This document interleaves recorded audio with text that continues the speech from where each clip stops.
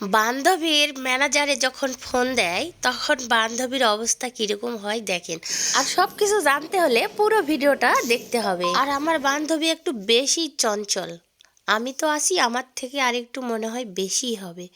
তো আসসালামু আলাইকুম, সবাই কেমন আছেন? আশা করি অনেক অনেক ভালো আছেন সবাই। আমিও আপনাদের দোয়ায় আলহামদুলিল্লাহ ভালো আছি। তো বান্ধবী ডাক্তার হলে কি হয় দেখেন। তো বান্ধবী আমাকে চেক আপ করানোর জন্য জোর করতেছে। এখন আমার প্রেশারটা মাপতেছে আর কি, যে আমি বেশি চিন্তা করি নাকি, আমার প্রেশার ঠিক আছে কি না। আমি প্রায় প্রায় টেনশন করি, মাথা গা ঘুরে। তো বলতেছে দেখি। তো আমিও ভাবলাম অনেক দিন থেকে আমার প্রেশার মাপা হয় নাই, তো বান্ধবীর কাছে যখন ফ্রি পাইছি তো একটু মাপি। তো এই তো দেখেন আমার বান্ধবী আমাকে যেই ভয়টা না দেখালো, বলতেছে আমার নাকি প্রেশারের সমস্যা, আমি নাকি চিন্তা করি, তে অনেক কথা। তো যাই হোক, এখন আমরা আমাদের আত্রাই নদীর এখানে যখন পানি ভরে যায় তখন নৌকা থাকে, আর এখন বাঁশের, এই তো দেখেন বাঁশের ব্রিজ বানাইছে। এখানে পার হলেই না 5 টাকা করে নেয়। তো আমরা পার হব না। এখানকার পারঘাটের যে লোকটা আছে না, বলতেছি যে আমরা পার হলে আমাদের থেকে টাকা নিবে। আমরা বললাম আঙ্কেল আমরা পার হব না। তো দেখেন 2টা নৌকা আছে এখানে, এই 2টা নৌকায় আমার বান্ধবী চড়ছিল। নৌকাটা চলে যাচ্ছে, আমি আর ভয়ে চললাম না। আর ওই তো দেখেন বাঁশের উপর দিয়ে লোকজন পারাপার হচ্ছে আর কি। আর জায়গাটা কিন্তু অসাধারণ নিরিবিলি একটা জায়গা, সুন্দর। তো এখানে আসতে হলে বাদাম কিনে নিয়ে আসা লাগবে আর বসে বসে খাইতে হবে।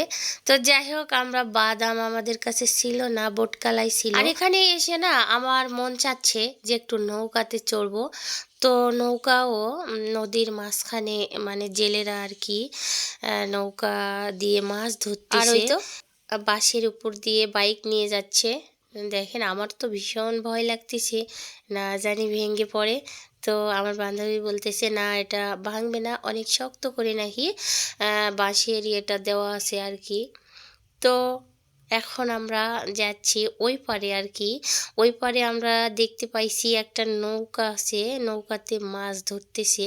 তো আমি বললাম ওই পারে আমরা একটু নৌকাতে যদি উঠতে পারি। তো না, নৌকার নৌকাওয়ালাটা মানে একবারে নদীর মাঝখান দিয়ে যাচ্ছে, ওই তো দেখেন। আর ফাঁকা হলে আমরা হয়তো উঠতে চাইলে ওঠাতো, কিন্তু ওরা মাছ ধরতেছে, অনেকগুলো জাল ফেলা আছে আর কি। আর নৌকা ভরা, ওই তো দেখেন জাল আছে। তো যাই হোক, আমরা অনেক সুন্দর বিকালের দৃশ্যটা দেখলাম। এই তো দেখেন আরও মেয়ে ছেলেরা আসতেছে এখানে, মানে ঘোরার জন্য। আর এখানে ফাঁকা জায়গা, সবাই তো বললাম বাদাম নিয়ে আসছে, ওরাও মানে ফাঁকা জায়গায় বসে খাবে আর কি। তো যাই হোক, আমার বান্ধবী ঘুরতে চলে গেছে, কিন্তু ওর ম্যানেজারে ফোন দিছে। তো বান্ধবী এবার যে জুড়ে মানে হেঁটে যাচ্ছে দেখেন, তাড়াহুড়া করে, যে ম্যানেজারে ফোন দিছে। তো এটাই মজার ঘটনা আপনাদের মাঝে শেয়ার করলাম। সবাই ভালো থাকবেন, আল্লাহ হাফেজ।